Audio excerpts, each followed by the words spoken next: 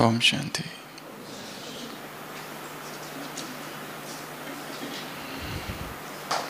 पश्चिम के एक लेखक ने अपने जीवन के संस्मरण में अपनी माँ के विषय में एक लेख कभी लिखा था जिसका नाम था The 8 Lies of My Mom, मेरी माँ के 8 झूठ। उसने लिखा कि जब मैं बहुत छोटा था, घर बहुत गरीब था, घर में कुछ भी नहीं था। घर की हालत बहुत खराब थी और जब माँ मुझे भोजन कराती थी और मेरी थाली में चावल डालती थी तो मैं कहता था, माँ आप अपने लिए भी रखो। तो माँ कहती थी कि नहीं, मुझे भूख नहीं है। उसने लिखा, यह मेरी माँ का पहला झूठ था। फिर मैं थोड़ा और बड़ा हुआ और फिर स्कूल जाने लगा तो भोजन में मेरी माँ मुझे बहुत सारी चीज़ें देती थी। उसमें उसने वर्णन किया कि अपने हिस्से का सूप जो वो बनाती थी वो भी मुझे देती थी। मैं उसको कहता था, माँ तुम भी थोड़ा सा ले लो। तो वो कहती थी, नहीं बेटा, मुझे सूप बिल्कुल पसंद नहीं है। उसने लिखा, ये मेरी माँ का दूसरा झूठ था। फिर मैं और बड़ा हुआ और स्कूल में एग्ज़ाम होती थी, पढ़ाई पढ़ता था। तो जहाँ एग्ज़ाम होती थी वहाँ पर मेरी माँ आ जाया करती थी और 3 घंटा तक एग्ज़ामिनेशन हॉल के बाहर मेरा इंतज़ार करती। और जैसे ही बेल बजती और मैं नीचे आता तो वो मेरे लिए चाय लाती और मुझे चाय पिलाती। मैं उसको कहता, माँ तुम भी थोड़ा सा चाय पी लो। तो वो कहती थी कि मुझे बिल्कुल भी प्यास नहीं है। लेखक ने लिखा, यह मेरी माँ का तीसरा झूठ था। उसने लिखा कि मैं पढ़ाई करता था, रातों को जागता था और फिर सो जाता था। पर तब जब उठता था तो देखता था कि मेरी माँ कुछ काम कर रही है, कुछ किसी मैच स्टिक कंपनी में वो थी और वो तीलियाँ उसे जोड़नी होती थी, बनानी होती थी। तो मैं माँ को कहता था कि तुम सो जाओ ना, क्योंकि कल तुम्हें जल्दी ही काम पर जाना है, अब तक जागी हुई हो।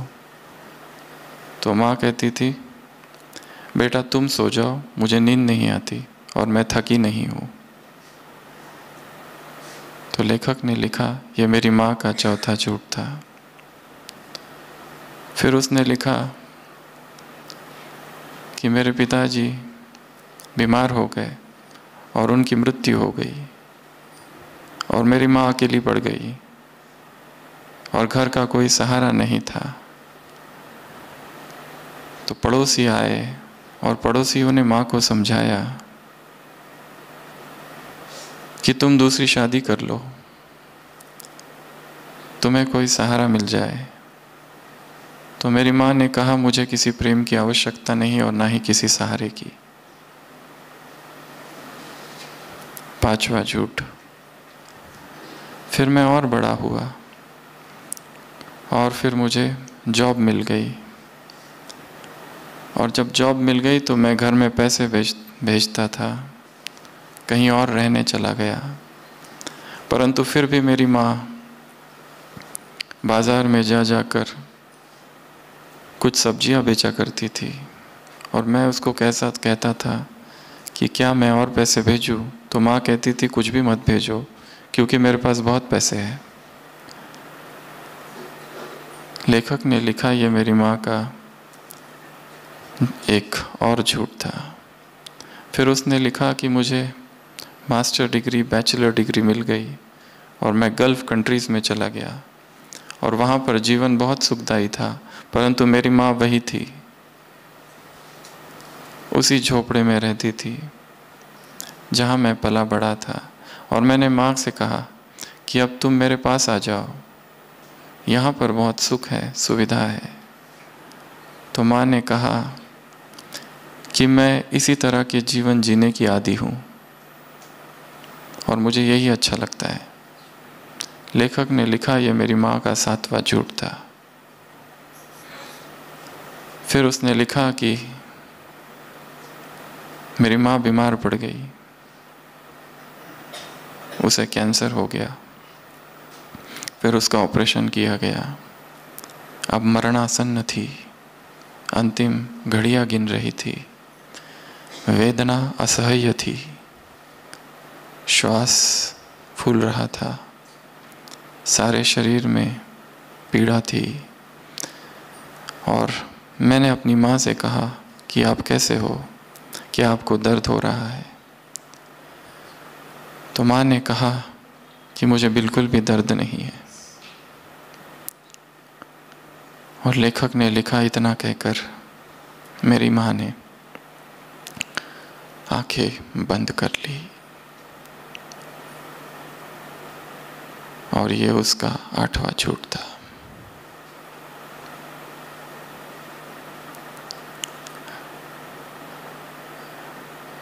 इस तरह से उस लेखक ने अपने माँ के विषय में लिखा,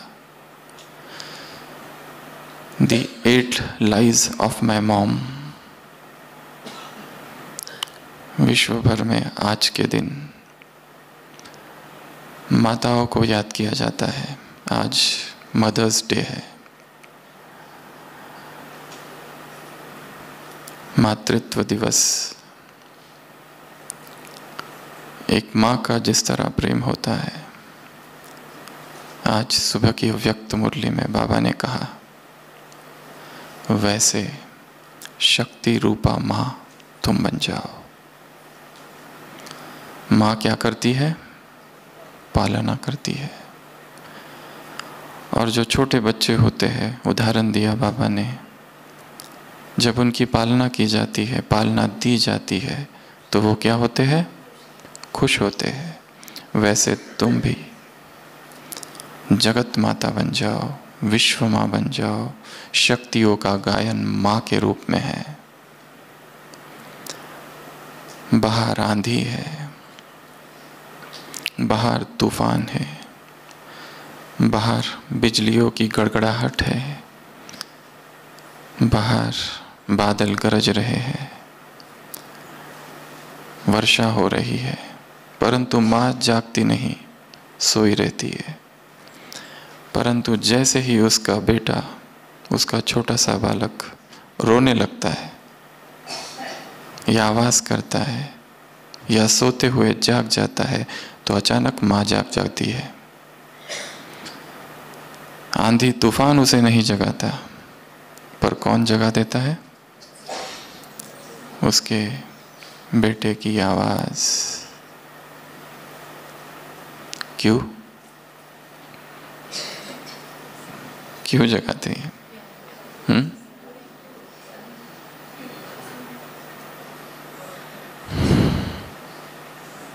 कोई अदृश्य धागा जोड़े हुए है प्रेम का।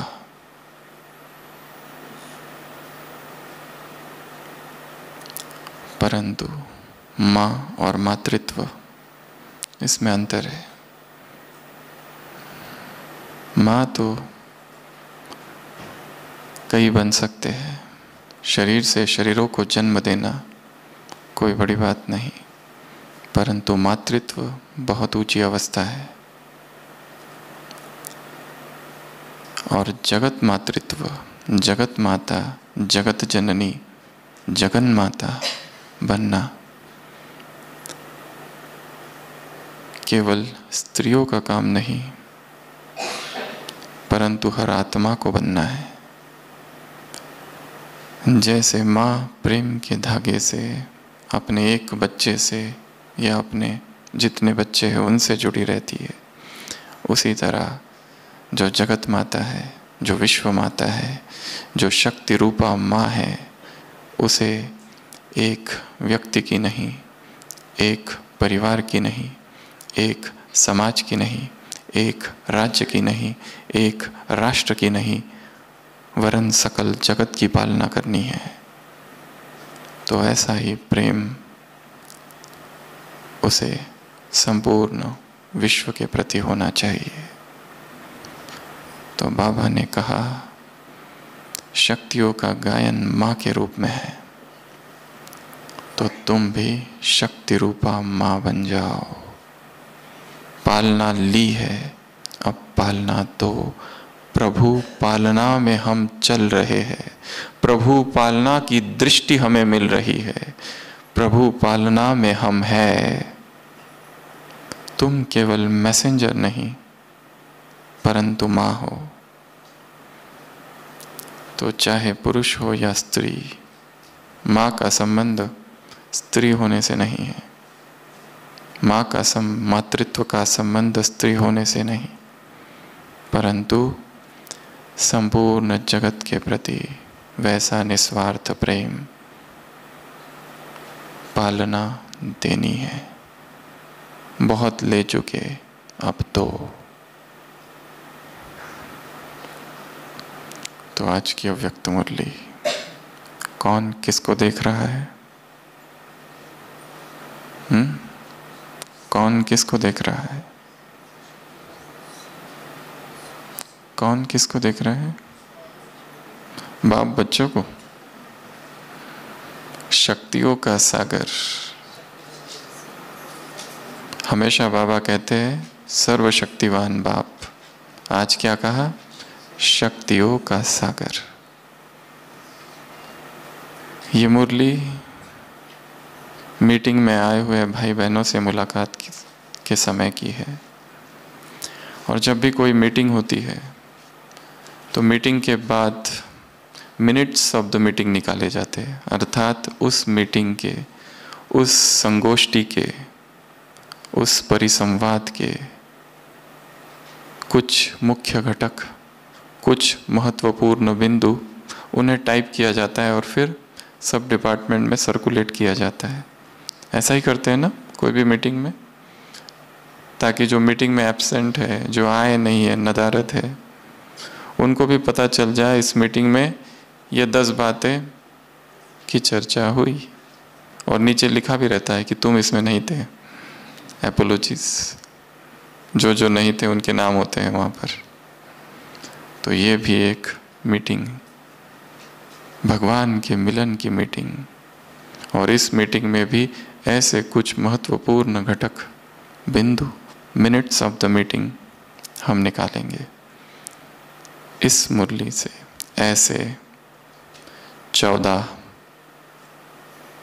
बिंदु, इस मुरली से ऐसे 14 पॉइंट्स, 14 घटक, 14 minutes of the meeting of God with his children। भगवान धरा पर आया, उसने मीटिंग की, और उसमें से जो शायद नहीं आए होंगे उस मीटिंग में, उनके लिए minutes of the meeting. Meeting का एक एक पॉइंट केवल एक एक शब्दों का हम लेंगे, एक पॉइंट केवल एक शब्द का। और जैसे जैसे हम सुनाते जाएंगे एक एक पॉइंट अपने मानस पटल पर अंकित करते जाना है।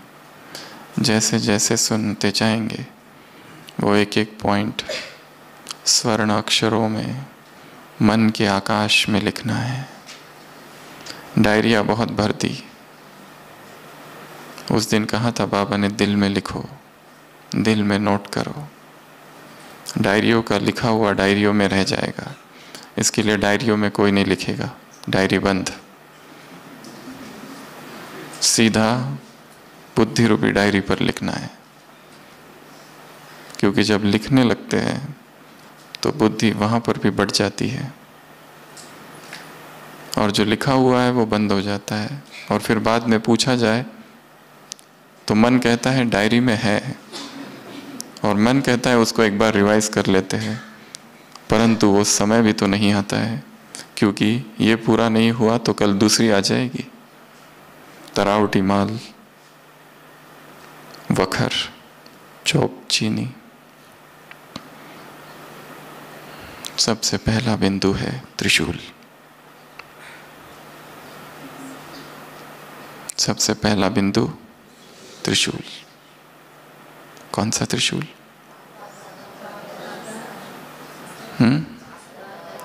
कौन सा त्रिशूल? शक्तियों का सागर किसको देख रहा है? शक्ति सेना को देख रहा है। शक्ति सेना के मस्तक पर क्या है? त्रिशूल। त्रिशूल अर्थात त्रिमूर्ति स्मृति। कौन सी त्रिमूर्ति स्मृति? बाप, दादा और मैं कौन? मैं कौन? मैं आत्मा। श्रेष्ठ शक्तिशाली आत्मा। तो ये पहला त्रिशूल हुआ। अभी ज्ञान के ऐसे 84 त्रिशूल कौन कौन से है वो बताना है आप सबको। ये तो एक हुआ खाली जो मुरली में आया है। कितने बताने हैं? 84, 84 त्रिशूल, 84 ट्राइडेंट्स ऑफ नॉलेज। अगर ये त्रिशूल बुद्धि में है, अगर इस स्मृति स्वरूप में है, तो क्या हो जाएगा? तपस्वी से महातपस्वी हो जाएंगे, सहज योगी से श्रेष्ठ योगी हो जाएंगे, और भाषण मूर्त, सेवाधारी मूर्त, मास्टर शिक्षक मूर्त से साक्षात्कार मूर्त हो जाएंगे। क्या याद रखने से? केवल 3 चीजें याद रखने से। बाप कौन? शक्तियों का सागर। दादा कौन? और मैं कौन? जैसे मंदिरों में प्रतिमा का उदाहरण दिया, शिव की प्रतिमा के साथ कहाँ कहाँ मनुष्य का आकार भी लगाते हैं, कंबाइंड स्वरूप। वैसे तुम इस त्रिशूल को याद रखो, इस त्रिमूर्ति को याद रखो, इस त्रिमूर्ति स्मृति स्वरूप में रहो, तो सहज साक्षात्कार मूर्त बन जाएंगे। तो एक त्रिशूल कौन सा हुआ? बाप, दादा और मैं। अभी बोलना चालू करो, कौन कौन से हैं? अरे ये नहीं, साकारी, आकारी, निराकारी, स्थूल वचन, सूक्ष्म वतन, निराकारी, मूल वतन, निराकारी, निर्विकारी, निरंकारी। इन सारे त्रिशूलों में से कोई भी एक त्रिशूल ले लो और उसके स्मृति स्वरूप हो जाओ तो साक्षात्कार मूर्त बन जाएंगे। बोलते जाओ। निमित्त, निर्माण, निर्मल। अगला त्याग, तपस्या, सेवा। भूत, वर्तमान, भविष्य। भूत, वर्तमान, भविष्य। आज, कल और आज। ब्रह्मा, विष्णु, शंकर। ज्ञान, भक्ति, वैराग। मनसा, वाचा, कर्मणा। दृष्टि, वृत्ति, कृति। सुखधाम, सुखधाम, शांतिधाम और दुखधाम। क्या क्या? तन, मन, धन और मनसा, वाचा, कर्मणा। ज्ञान, योग, सेवा। ज्ञान, त्याग, तपस्या, सेवा। 4 नहीं बताने हैं, 3 वाला बताना है। समय, श्वास, संकल्प। बोलते जाओ। बाबा ने जो मुरलियों में बोला है वो बोलना है। आदि, मध्य, अंत। स्थापना, पालना, विनाश। जो हो गया है वो नहीं बोलना है। मन, बुद्धि, संस्कार। बाप, टीचर, सदगुरु। मन, वचन, कर्म हो गया। लौकिक, अलौकिक, पारलौकिक। AC, first class, second class. First floor, second floor, third floor. खाना पीना सोना और सतो रजो तमो और सत्यम शिवम सुंदरम और बोलते जाओ, त्रिकालदर्शी, त्रिनेत्री, त्रिलोकीनाथ और ब्राह्मण, फरिश्ता, देवता और महात्वी, घोड़ेसवार, प्यादे और तीन बिंदी। ठीक है, तीन बिंदी और चलाओ बुद्धि के घोड़े। और बोलो, माता पिता और माता पिता बच्चे और हाँ, पवित्रता, सुख, शांति और ज्ञान। नहीं, चार नहीं बताने हैं, तीन बताने हैं। ज्ञान योग धारणा नहीं, वो चार है। शिव बाबा और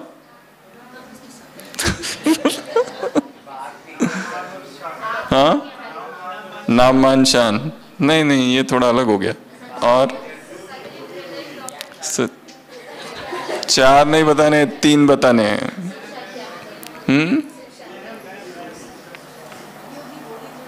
योगी भोगी और तीसरा क्या बनाया?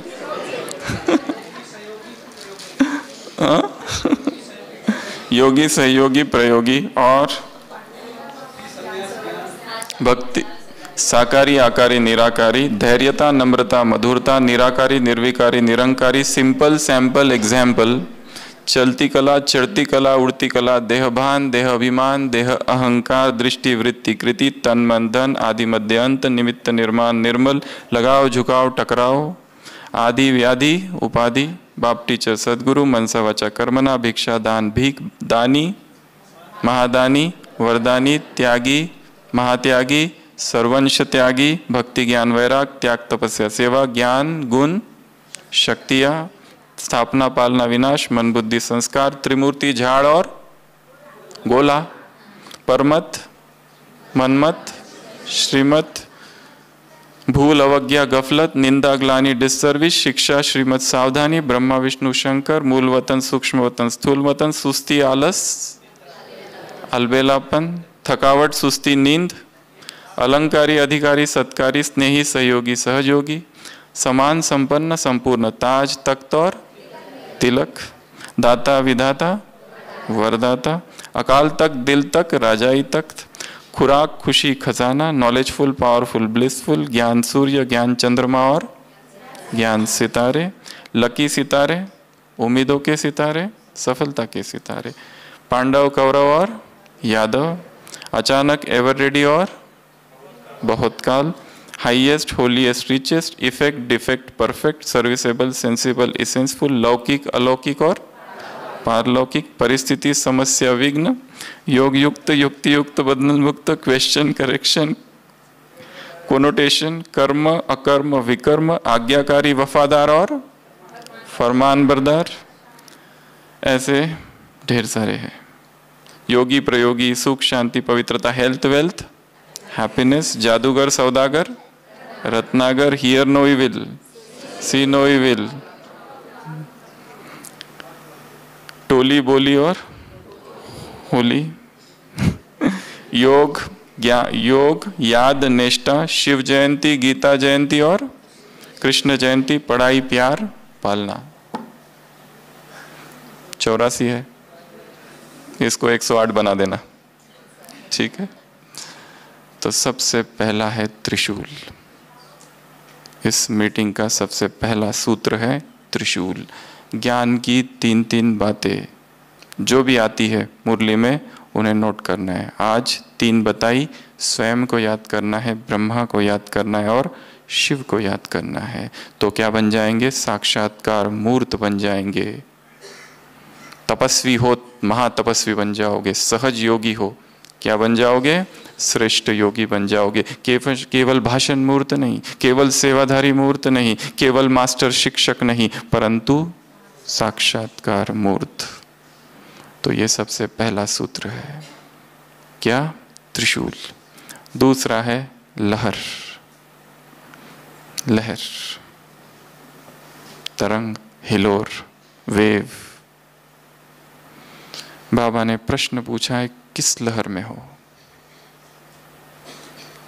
सेवा की लहर में हो, तपस्या की लहर में हो, पवित्रता की लहर में हो, पुरुषार्थ की लहर में हो,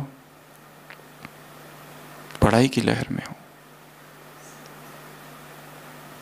5 प्रकार की लहर बनाई, इसमें से तुम किस लहर में हो?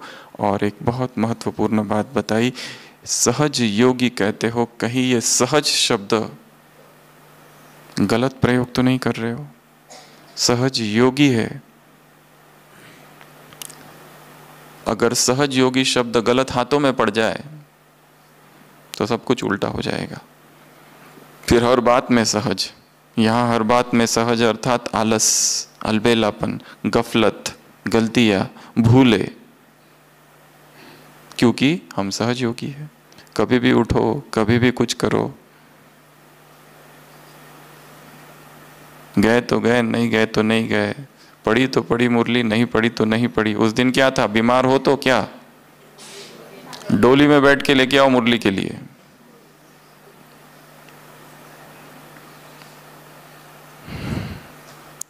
कौन सी लहर मेरे अंदर चालू है?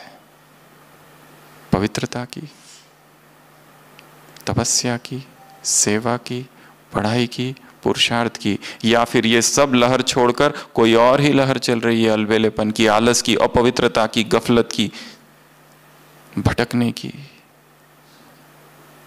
भगवान मिल गया फिर भी भटकना जारी है क्या? उस लहर में तो नहीं, चल ही रहे जैसे वो कोलू का बैल होता है, घूमते रहता है, घूमते रहता है, घूमते रहता है। सुबह भी वही था, शाम को भी वही, कल भी वही थे, आज भी वही। कल जो पवित्रता थी की अवस्था आज भी वही है, उन्नति नहीं हुई है। कल जो पुरुषार्थ था आज भी वही चल रहा है, उन्नति नहीं हुई है। कल जो धारणाएं थी आज भी वही या उससे नीचे, बड़ी नहीं है। तो हमारी गति भी उस बैल की तरह है, आवाजें हो रही है, घानी का आवाज, तेल का आवाज, और हम घूम रहे हैं बस गोल गोल गोल गोल गोल गोल। किसी एक संस्कार, किसी एक संबंध, कोई एक विकार, कोई एक आदत, कोई एक वासना जो पकड़े हुए है और घुमा रही है गोल गोल गोल गोल गोल गोल गोल गोल गोल।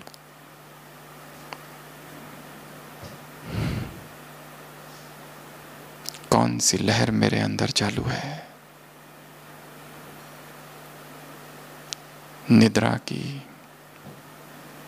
बेहोशी की, विकारों की, वासनाओं की? क्या चल रहा है, स्वयं को देखना है। तो इस मीटिंग का दूसरा सूत्र है लहर। तीसरा सूत्र आँख, पहचान की आँख। संसार की आत्माएं अब सुनना नहीं चाहती, सुना बहुत लिया, क्या करना चाहती है? अनुभव। जिनको तुम सुना रहे हो वो एक एक को यदि स्टेज पर बुला लो तो तुमसे ज्यादा सुनाएंगी। सुनाने वाले, सुनने वाले जो है वो एक एक समर्थ है सुनाने में, पर केवल सुनाने वाला नहीं बनना है। क्या बनना है? अनुभव कराना है, आत्माओं को अनुभव कराना। साक्षात्कार अर्थात अनुभव अर्थात साक्षात्कार समान ही कहा बाबा ने। आत्माओं को बहुत ज्ञान सुनने की इच्छा नहीं है, थक चुकी है। पॉइंट्स बहुत नहीं सुनाओ, क्या करो? पॉइंट ऑफ लाइट देखे। क्या अनुभव हो कि बाप की झलक हमको मिल गई। क्या अनुभव हो? हमने देखा, हमने पाया। अनुभव हो जाए, और जो आत्मा को अनुभव हो जाए, एक वो है जो सुनते हैं और प्रभावित होकर जाते, एक वो है जो प्रेम वाले, एक वो है जिनको अनुभव हो जाता है। जिसको एक सेकंड भी अनुभव हो गया वो उसको फिर मेहनत नहीं करनी पड़ती, वो खिंच खिंच कर आएगा, वो चाहे यहां से चला भी जाए परंतु वो एक सेकंड का अनुभव उसे खींचेगा, कशिश करेगा और वो एक दिन खिंच कर आएगा। आत्माओं को अनुभव करा दो, कौन है तुम, कौन हो तुम, क्या हो तुम, उनकी प्यास अनुभव की है। ज्ञान तो वो बहुत पढ़ सकते हैं, सुन सकते हैं। इसके लिए बाबा ने क्या कहा? साक्षात्कार मूर्त। बोल तो तुम बहुत अच्छे रहे हो, परंतु कोई ये ना कहे कि ये स्पीकर बहुत अच्छे हैं। खाली इतनी महिमा। बाबा कहते नहीं, तुम जब बोलो तो ऐसा लगे, कैसा लगे? जैसे कोई अलौकिक शक्ति बोल रही है,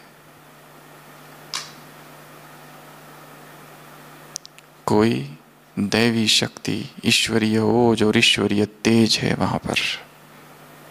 शब्द शब्द में प्यूरिटी के प्रकंपन हो, शब्द शब्द जो निकल रहा है प्रभु प्रेम की गहराई से निकल रहा है। ज्ञान को ऐसा समाया है हृदय में, नस नस में, उससे, उस गहराई से वो शब्द निकल रहे हैं। तो केवल पॉइंट नहीं सुनाओ, परंतु आत्माओं को पॉइंट ऑफ लाइट दिखे। तुम्हारे जब शब्द आंख किसी के कानों पर पड़े तो ऐसा ना हो कि उनको लगे कोई अच्छा स्पीकर बोल रहा है, परंतु कोई ऋषि बोल रहा है। जन्म जन्म की तपस्या एकत्र हुई है और वो आवाज आ रही है। ऐसे अनुभवी मूर्त, खुद अनुभवी बनो और दूसरों को अनुभव कराओ, तब उनकी पहचान की आंख खुलेगी। क्या होगा तब? पहचान की आंख खुलेगी। केवल रटा रटाया नहीं, केवल पढ़कर नहीं, केवल याद किया हुआ नहीं, इसके बाद ये बोलना है, उसके बाद ये बोलना है, इसके बाद ये बोलना है, परंतु तुम्हारे बोल अनुभव युक्त हो, चिंतन के हो, ईश्वरीय प्रेम के हो, पवित्रता के हो। तो तीसरा बिंदु कौन सा है? पहचान की आंख। चौथा है 4 लहरों की रेस करो। क्या करो? 4 लहरों की रेस। अब आवश्यकता इसकी है। पहली लहर है महातपस्वी बनने की, दूसरी लहर है श्रेष्ठ योगी बनने की, तीसरी लहर है रूहानियत की, चौथी लहर है साक्षात्कार मूर्त की। तो स्वयं को योगी बनाना है, श्रेष्ठ योगी। स्वयं में रूहानियत भरनी है, स्वयं को तपस्वी मूर्त बनाना है। हमारी दिनचर्या भोगियों सी ना हो। कोई ये ना कहे यहाँ भी वैसा जहाँ वहाँ बाहर है। कोई ये ना कहे कि आप भी वैसा ही करते हो जैसे वो करते हैं। बाबा ने कहा साक्षात्कार मूर्त, अर्थात एक और उदाहरण दिया है ब्रह्मा का। जैसे ब्रह्मा को साक्षात्कार हुआ, क्या था, कैसा था? लाइट था, कोई माइट था। कौन आया, कौन सी ज्योति आई? ऐसा आत्माओं को अनुभव हो।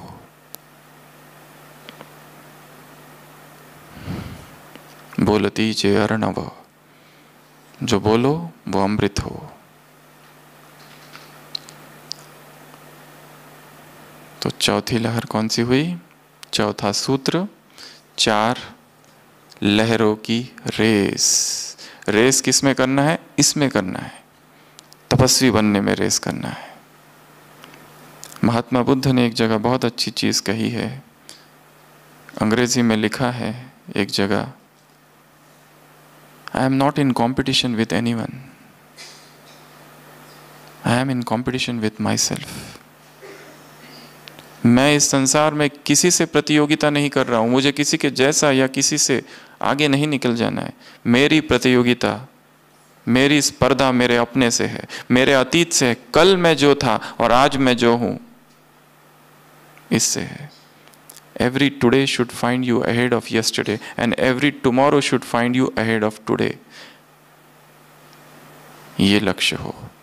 तो इन 4 लहरों की क्या करनी है? रेस। 5वां सूत्र 84 का घंटा। ये क्या है? 84 घंटे वाली माँ कौन है? पुरानी दिल्ली से कोई है यहाँ? पुरानी दिल्ली में मंदिर है 84 घंटे वाली माँ का।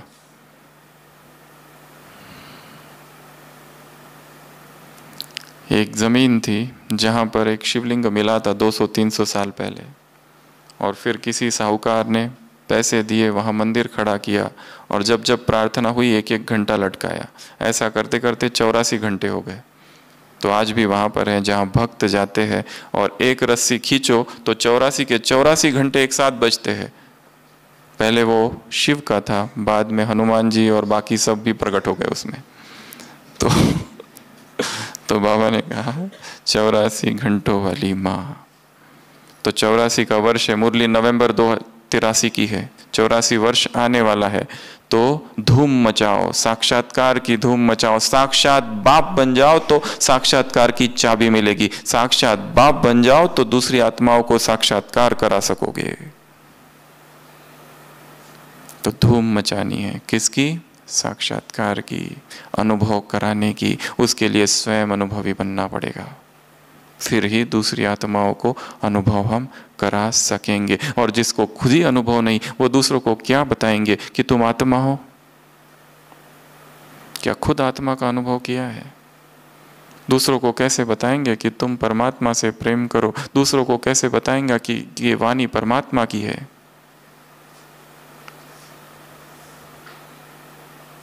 कितना उस वाणी को हमने नस नस में समाया है। किस अधिकार से हम बताएंगे कि भगवान को याद करो? हमने कितना किया?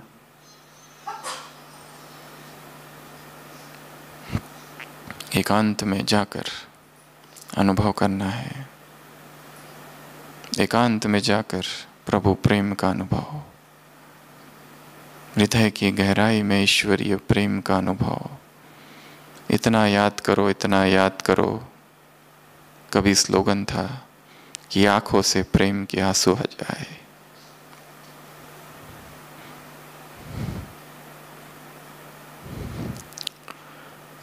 तो 84 का घंटा। 6वां सूत्र है 84 का प्लान। कौन सा प्लान बनाओ 84 में? सबने मुरली सुनी है। कौन सा प्लान बनाओ? कौन सा प्लान बनाओ? कमजोरियों से प्लेन हो जाओ, अर्थात कमजोरियों से मुक्त हो जाओ। स्वयं की कमजोरी, स्वयं के अवगुण, स्वयं की कमजोरी, स्वयं के डिफेक्ट्स, फ्लॉज, इम्परफेक्शंस, खामियां, कोई अवगुण, कोई संस्कार, कोई विकार, कोई विकल्प, कोई व्यर्थ, कोई नेगेटिव, कोई दोष, इससे स्वयं को मुक्त करना है। बाबा ने एक जगह कहा है, बाबा हर एक का चार्ट जानते हैं परंतु रिगार्ड रखते हैं, बताते नहीं। जिसने जो किया है सब जानते हैं, छिप नहीं सकता उसके दरबार में। माफी मांग लो तो शायद माफ हो जाए, परंतु यदि अब भी छुपा के रखा तो वो बढ़ते जाएगा।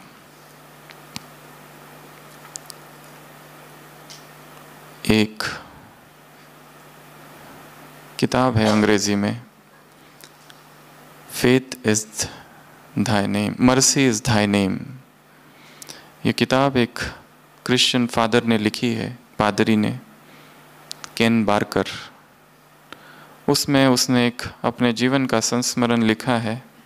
उसने लिखा है कि कैलिफोर्निया में एक पादरी था, संडे का दिन था, सारे दिन भर व्यस्त था, अब सोने जा रहा था कि अचानक एक फ़ोन आया रात को 10 बजे।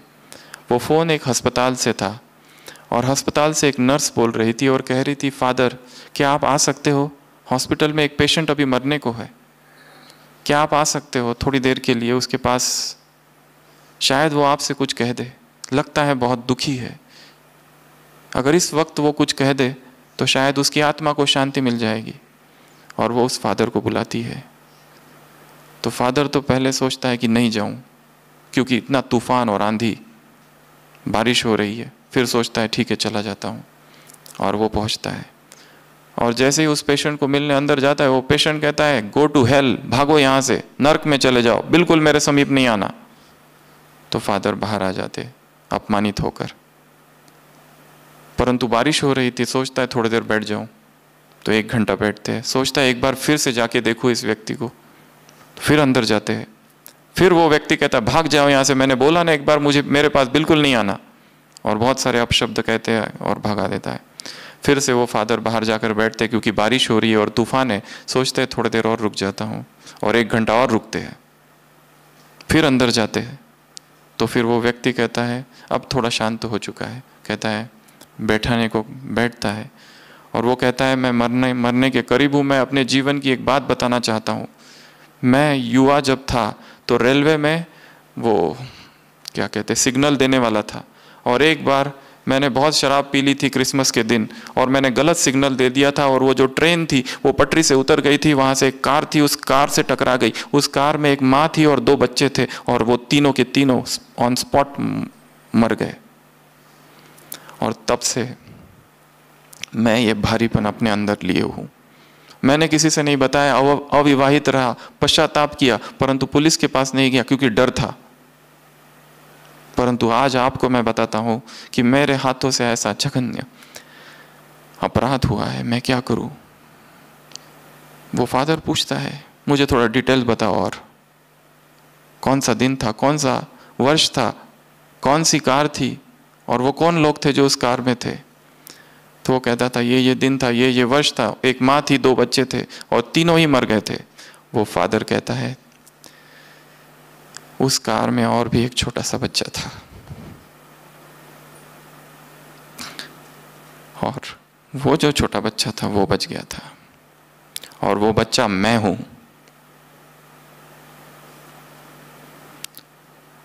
और मैंने अपना जीवन ईश्वर को अर्पित किया है, और आज मैं तुमको माफ करता हूं। और जैसे ही वो व्यक्ति ये बात सुनता है, चैन की सांस भरता है और शरीर छोड़ता है। तो भगवान के घर में माफी है, छिपाना नहीं है बस।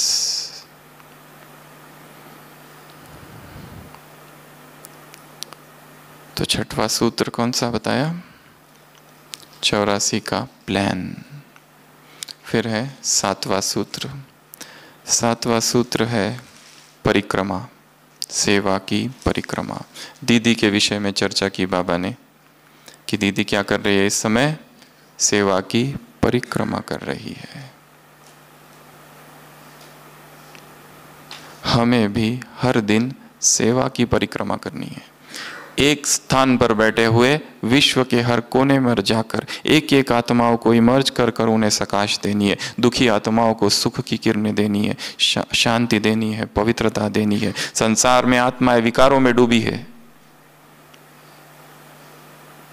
देह और देह के भोग के अतिरिक्त संसार में और कुछ भी नहीं है। वासनामयी संसार है, भोगमयी संसार है। कितनी महान सेवाएं हमें करनी है, और हम क्या कर रहे हैं? जैसे दीदी के लिए बाबा ने कहा, दीदी इस समय क्या कर रही है? विश्व की परिक्रमा कर रही है। निमित्त कर्म बंधन है, निमित्त कर्मेंद्रियों के बंधन है, परंतु वो विश्व की परिक्रमा कर रही है। जैसे ब्रह्मा के बाद, जगदम्बा के बाद ब्रह्मा की वो साथी बनी, जगदम्बा के बाद ब्रह्मा के साथ उसने कार्यभार संभाला, अब भी वो सेवा में लगी हुई है। तो हमें भी क्या करना है? विश्व की परिक्रमा, पेराम्बुलेशन ऑफ द वर्ल्ड। इस संपूर्ण सृष्टि की परिक्रमा लगानी है। 5 तत्व, हर प्रकार की आत्माएं, और उन्हें सकाश, वाइब्रेशंस। आत्माओं को वाइब्रेशंस और वायुमंडल चाहिए, शब्द नहीं चाहिए। शब्द बहुत है उनके पास, किताबों से संसार भरा पड़ा है, धरती पर और बोझ है किताबें। चाहिए उन्हें वाइब्रेशंस, वो यहाँ बैठ कर देने हैं। तो 7वीं पॉइंट है सेवा की परिक्रमा। 8th, दीदी के विशेष बोल और संस्कार।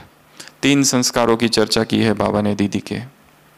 एक, प्लान को प्रैक्टिकल में लाना, दूसरा उमंग उत्साह सेवा में, और तीसरा कंट्रोलर के संस्कार। इनमें से एक संस्कार रहा प्लान को प्रैक्टिकल में लाना। इस पर हर एक को काम करना है। मधुबन में आ गए, मधुबन में बहुत अच्छी प्लानिंग की, परंतु प्रैक्टिकल में वो नहीं आ पाया। क्यों? उस पर सोचना है, क्या करे जो प्लान किया, जो संकल्प किया, प्रतिज्ञा की, और ये प्रैक्टिकल क्यों नहीं पहुंच पाया वो प्रैक्टिकल तक? कौन सी बाधाएं थी, कौन से ऑब्स्टेकल्स थे, कौन सी हिंड्रेंसेस, कौन से विघ्न, कौन से संस्कार, क्या था रुकावटी, बॉटलनेक्स, उसको मिटाना है।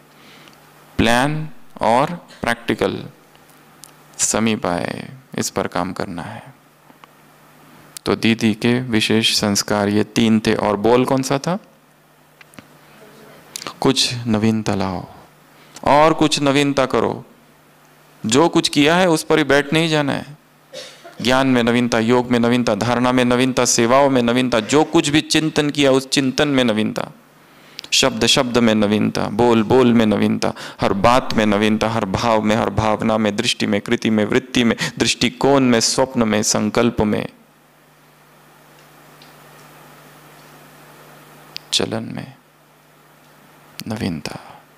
नवीनता की खोज करनी है, मुझे नवीनता लानी है। एक दैवी असंतोष होना चाहिए अंदर ही अंदर, दिव्य असंतोष, डिवाइन डिस्कंटेंट, कि जो कुछ पाया है ये कुछ भी नहीं है, अभी और आगे है, और आगे और आगे। ये तो केवल रास्तों के पत्थर है, उंगली खाली दिखाई है, चांद कहाँ है तो वो है, परंतु ये उंगली चांद नहीं, इसको ही पकड़ के नहीं बैठ जाना। रास्ता, मंजिल, गंतव्य बहुत आगे है। नवीनता। तो ये था 8वां। यहाँ मुरली पूरी होती है, फिर मीटिंग्स में 3। 9वां मीटिंग। मीटिंग का लक्ष्य क्या है? 9वां सूत्र, मीटिंग। विश्व को बाप के समीप लाना, संदेश देना नहीं। कितनी अच्छी बात कही है। मीटिंग का संदेश केवल मीडिया की सेवा और आत्माओं को संदेश देना नहीं है, परंतु आत्माओं को भगवान के समीप लाना, एक एक हृदय में परमात्मा प्रेम प्रकट करना, एक एक हृदय की, एक एक आत्मा की छाती में परमात्मा प्रेम का त्रिशूल गाड़ देना, चाहे वो कोई भी हो, आदिवासी, वेश्याएं, दलित, सबके हृदय में प्रभु प्रेम उत्पन्न हो जाए। ये लक्ष्य है मीटिंग का।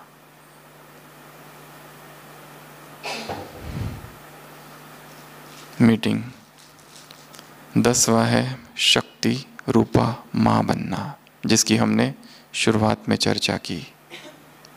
शक्तियों का गायन मां के रूप में है। तो जैसे मां पालना करती है, जैसे उस लेखक ने बताया मेरी मां के ये 8 झूठ है। क्यों बोल रही है वो मां झूठ? क्यों सहन कर रही है? क्योंकि उसे पालना करनी है, क्योंकि उसका प्यार है। The highest test of love is to lay down one's life for the beloved. जिससे प्यार है उसके प्रति जीवन को अर्पण कर देना, ये प्रेम की पराकाष्ठा है। तो 10वां है शक्ति रूपा मां। 11वां है ईश्वरीय भासना के बीज बोना। क्या करो? ईश्वरीय भासना के बीज बोना है। तुम्हारी वाणी से अलौकिक शक्ति का अनुभव हो। फिर से वही बात है यहां पर दोहराई है बाबा ने, आत्माओं को अनुभव कराओ। न्यारापन और अनन्य। तुम अनन्य हो। अनन्य की परिभाषा जो अन्य कोई कर ना सके। अनन्य की परिभाषा बाप समान सैंपल। न्यारेपन की परिभाषा वाणी में अलौकिक शक्ति का अनुभव आत्माओं को हो। भासना है, अनुभव हो, साक्षात्कार हो, वो कहे हाँ ये वही है जिनका हमें इंतजार था, हाँ ये वही है जिनका हम आह्वान कर रहे थे।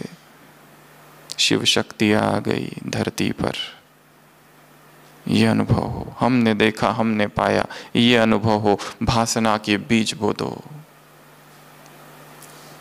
हृदय की भूमि पर। 12वां डबल विदेशियों से मुलाकात, साइड सीन्स। 5 चीजें करनी है साइड सीन में। जीवन में जब जब साइड सीन आ जाए तो क्या क्या करना है बताओ? क्या करना है? क्या करना है? क्या करना है? क्या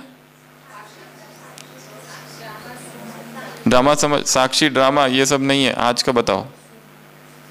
वो लास्ट संडे में था, टॉप की स्थिति, टॉप का स्थान, टॉप का पॉइंट, टॉप की सेवा, टॉप बाप की याद और योग। वो लास्ट संडे था साक्षी। आज क्या है? साइड सीन आते हैं तो क्या करो? ऊंची स्थिति। सबसे पहले कहा घबराना नहीं, पहली बात तो दिल शिकस्त नहीं होना, और खुशी और याद से इसे पार करना, और ऊंचे स्थान पर चले जाना, क्योंकि जब तुम ऊंचे स्थान पर होते हो तो नीचे की चीजें छोटी हो जाती है। नीचे की चीजों को कुछ करना नहीं है, उनको पकड़ के नीचे छोटा नहीं करना है। जैसे अकबर ने कभी अब दरबार में एक प्रश्न पूछा, एक लाइन खींची जमीन पर और दरबारियों से कहा कि बिना इस लाइन को टच किए इसको छोटा करके दिखाओ। अब कैसे करेंगे कोई? सब लोग सोच में पड़ गए, बिना लाइन को टच किए, बिना उसको रबर से मिटाए कैसे लाइन को छोटे किया जाए। बिरबल आया और बड़ी लाइन खींच दी उसके आगे। तो जब बड़ी लाइन हो गई तो अपने आप वो छोटी हो गई। जब बड़ी स्थिति में चले जाओ तो परिस्थिति नीचे रह जाएगी अपने आप, तो ऊपर चले जाओ तो ऊंची स्थिति। फिर बीती बातों का चिंतन नहीं, बीती बातों का स्मरण नहीं। जो हो गया वो हो गया, अब उसके लिए पश्चाताप नहीं। सीख लेना उससे, पाठ पढ़ लेना उससे। जो भी हुआ जीवन में अब तक पाठ पढ़ लिया, आगे बढ़ो। पश्चाताप में भी टाइम वेस्ट नहीं करो, बाबा ने कभी कहा है। पश्चाताप करो जरूर, पर दिन रात नहीं करते रहो। इसको पैटर्न नहीं बना दो, इसको रीति रस्म नहीं बना दो। 72 की अव्यक्त मुरली, पाप ट्रिपल पी, पाप करना, पश्चाताप करना, पार्डन। इसको रीति रस्म नहीं बना देना ब्राह्मण जीवन का। तो क्या करना है? ऊंची स्थिति में रहना है, घबराना नहीं, दिल शिकस्त नहीं होना, खुशी से पार करना, खुशी के झूले में झूलना। 13वीं पॉइंट, अमृत वेला। अमृत वेला नींद, थकावट, सुस्ती का इलाज बाबा ने बताया है। 2 चीजें, एक सारे दिन भर ज्ञान का मनन करते रहना। जो मनन किया हुआ खजाना है वो फिर दूसरे दिन सामने आएगा तो खुशी होगी और फिर थकावट नहीं होगी। प्राप्तियों की खान तुम्हें मिली है, उस ज्ञान का सारे दिन भर मनन करना। डायरेक्ट उस समय मनन करते हो तो बुद्धि फ्रेश नहीं होती है, इसलिए सारे दिन भर मनन चलता रहे, एक।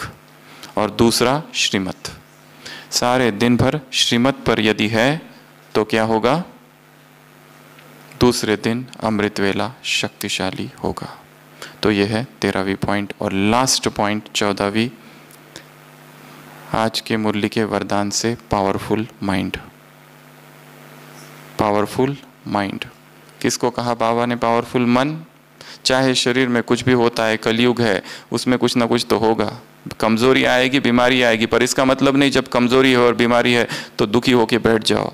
मन उमंग उत्साह में रहे, मन दुरुस्त रहे। शक्तिशाली माइंड अर्थात जब चाहो जहां चाहो पहुंच जाए। उसके लिए क्या करो? सारे दिन भर मन में, बुद्धि में क्या लाओ? भाग्य की बातें। क्या लाओ? प्राप्तियां। क्या क्या मिला है? अमृत वेले से चालू करो गीत गाना भाग्य के। बातों को लाओ, गीत गाओ और खुशी में रहो। तो ऐसी ये टोटल 14 बातें हैं। फिर से एक बार रिवाइज करेंगे। इस मीटिंग का सबसे पहला सूत्र त्रिशूल, त्रिशूल को याद रखना। दूसरा सूत्र, इसके बाद जब भी साकार मुरली सुनते समय 3 बातें सामने आती है तो उनको अलग से डायरी में नोट करते जाओ। 3-3 बातें, 3-3 बातें, 3-3 बातें। डायरी के पीछे जो भी 3 बातें आती जाएगी उसको पीछे नोट करते जाना। तो पहला त्रिशूल, दूसरा लहर, 5 प्रकार की लहर में मैं कहाँ हूँ, तीसरा